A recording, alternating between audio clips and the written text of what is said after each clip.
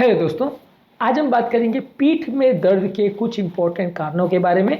पीठ का दर्द काफ़ी कॉमन प्रॉब्लम है। अक्सर लोगों को अलग अलग कारणों से पीठ का दर्द होता है। इन कारणों को समझना अक्सर आवश्यक इसलिए होता है क्योंकि हर एक तरह के कारण में ट्रीटमेंट स्ट्रैटेजी बिल्कुल अलग होती है। तो आज हम कुछ इंपॉर्टेंट कारणों पर बात करेंगे जिसकी वजह से लोगों को पीठ का दर्द होता है। ये टॉपिक बहुत इंपॉर्टेंट है क्योंकि दुनिया में यंग और उम्रदराज अक्सर हर एज ग्रुप के पॉपुलेशन में पीठ का दर्द काफ़ी कॉमनली होता है। इसलिए इन कारणों को समझना आवश्यक है ताकि हम उनकी ट्रीटमेंट स्ट्रैटेजी को प्लान आउट कर सकें। टॉपिक पर जाने से पहले जो लोग हमारे चैनल पर नए हैं उन्हें रिक्वेस्ट करूँगा कि चैनल को सब्सक्राइब करें, वीडियोस को लाइक करें, शेयर करें, फॉलो करें, कमेंट करें, पूरा देखें।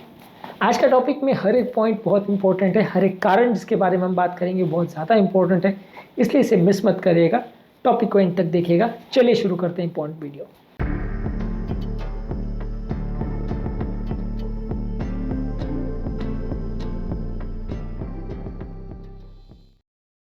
सबसे पहला, पीठ के दर्द में अगर किसी मसल का खिंचाव या तनाव हो जाए, किसी मसल के ओवर यूज़ की वजह से, पुअर पोस्चरिंग की वजह से, यानी हम ठीक तरह से अगर बैठ नहीं पा रहे हैं, बहुत भारी वजन उठा रहे हैं या सडन मूवमेंट अगर कर रहे हैं, इसकी वजह से मसल में खिंचाव या तनाव हो सकता है जिसकी वजह से पीठ में दर्द या स्टिफनेस हो सकता है।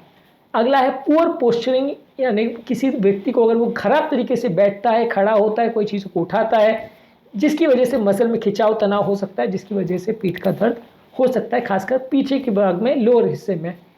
इसके अलावा यदि किसी की डिस्क अगर खिसक जाए, यानी कि जो डिस्क यानी जो हड्डियों के बीच में वर्टिब्रा में स्पेस होता है, वहाँ पे एक सॉफ्ट कोर मटेरियल होता है, वो कई बार अपनी जगह से हिल जाती है, प्रोट्रूड करने लगती है, जिसकी वजह से स्पाइनल कॉर्ड के बीच में जो नस जाती है, स्पाइनल कॉर्ड जिसे बोलते हैं, वर्टिब्रल कॉलम के बीच में से जाती है, इसको कई बार कंप्रेस होने लगती है इसमें नर्व फाइबर्स, जिसकी वजह से हाथ पाँव में तेज़ दर्द होने का एहसास होता है, हाथ पाँव सुन्न होने का एहसास होता है और हाथ पाँव में झुनझुनी वगैरह का भी एहसास होता है। इस तरह का यदि अगर किसी को पेन हो रहा है तो वो हर्निएटेड डिस्क की वजह से हो सकता है, इसमें अलग से ट्रीटमेंट लगता है। इसके अलावा डिस्क के डीजनरेशन की वजह से भी ऐसा हो सकता है, यानी उम्र के साथ डिस्क जो है, यानी बीच में जो वर्टिब्रल कॉलम की जो हड्डियाँ होती हैं उसके बीच में जो स्पेस होता है, वो धीरे धीरे करके गलने लगती है, वो धीरे धीरे करके ख़राब होने लगती है, खिसकने लगती है, जिसकी वजह से भी लोगों के नस दबने लगती है और जिसकी वजह से लोगों को दर्द होता है।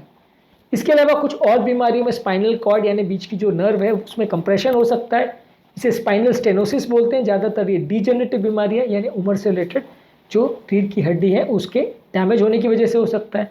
कुछ बोनी स्पर्स की वजह से हो सकता है, यानी कुछ हड्डियों के टुकड़े जो स्पाइनल कॉर्ड को कंप्रेस करे, हड्डियों के बीच में अगर वैसे उग जाएँ तो वैसा हो सकता है। या डिस्क अगर अपनी जगह से खिसक जाए तो भी वो नर्व को कंप्रेस कर सकती है और स्पाइनल कॉर्ड के लिए जगह कम हो सकती है, जिसकी वजह से लोगों को हाथ पाँव में दर्द होता है। अक्सर ये दर्द पाँव की तरफ जाता है और बहुत सीवियर पेन कई लोग को होता है। इसके अलावा स्पॉन्डाइलोलिस्थेसिस की वजह से भी हो सकता है, वो भी इसी तरह की बीमारी है जहाँ कुछ प्रॉब्लम्स की वजह से जो वर्टिब्रा है वो अपनी जगह से खिसक जाती है और वो दूसरे वर्टिब्रा के ऊपर से वो मूव कर जाती है, जिसकी वजह से कुछ पेशेंट को नर्व कंप्रेशन होता है। ये जन्मजात अबनॉर्मलिटीज़ में भी हो सकता है, रीढ़ की हड्डी में डैमेज की वजह से हो सकता है, एज की वजह से हो सकता है, एक्सीडेंट की वजह से हो सकता है। ये सब बीमारियों में भी पीठ का दर्द होता है। इसके अलावा ऑस्टियोआर्थराइटिस एक बीमारी है जहाँ पे रीढ़ की जो हड्डियाँ हैं उसमें खिंचाव तनाव होता है, वहाँ स्टिफनेस होती है, अकड़न होती है, मोबिलिटी कॉम्प्रोमाइज़ हो जाती है, खासकर लोअर पार्ट में, जिसकी वजह से लोगों को पीठ का दर्द होता है। कुछ पेशेंट्स को कंप्रेशन फ्रैक्चर होता है, यानी जो वर्टिब्रल कॉलम है उसमें खिंचाव तनाव की वजह से छोटा डैमेज हो जाता है, फ्रैक्चर हो जाता है, टूट जाती है हड्डियाँ, बहुत शॉर्ट एरिया में डैमेज होता है।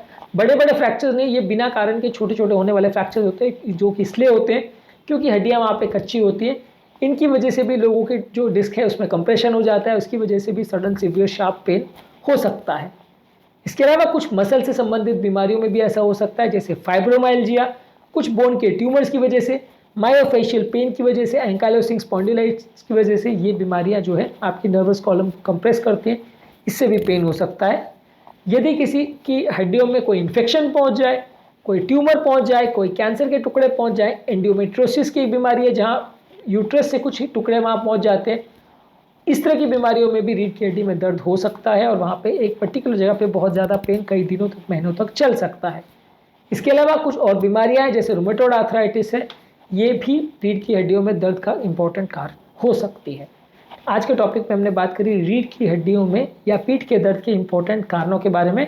अलग अलग पेशेंट में एक या एक से अधिक कारण इन्वॉल्व हो सकते हैं जिसकी वजह से लोगों को दर्द हो सकता है। जिस व्यक्ति में जो कारण इन्वॉल्व है उसका पता लगाना ज़रूरी है ताकि आप अपने कारण को पहचान सको और उसके हिसाब से ट्रीटमेंट स्ट्रैटेजी प्लान कर सको। हर एक कारण के हिसाब से ट्रीटमेंट स्ट्रैटेजी अक्सर अलग होती है। उम्मीद करूंगा कि आज के टॉपिक में कुछ नया जानने को मिला होगा। वर्टिबल कॉलम के पेन की वजह से या स्पाइनल कॉर्ड के पेन की वजह से या बैक पेन के ट्रीटमेंट के लिए क्या क्या चीज़ें कर सकते हैं, क्या टिप्स होते हैं, इस पर हमने सेपरेट वीडियोस की जो कि आप हमारे चैनल पर देख सकते हैं। नर्व्स के सूजन के लिए या न्यूरोपैथिक पेन के लिए क्या कर सकते हैं, उस पर भी हमारे चैनल पर सेपरेट वीडियोज़ है, ज़रूर चेकआउट करें। टॉपिक को एंड करने से पहले जो लोग हमारे चैनल पर नए हैं उन्हें रिक्वेस्ट करूँगा कि चैनल को सब्सक्राइब करें, वीडियोज़ को लाइक करें, शेयर करें, फॉलो करें, कमेंट करें, पूरा देखें, क्योंकि इस तरह का यूजफुल कंटेंट हम आपके लिए रेगुलरली लाते रहते हैं।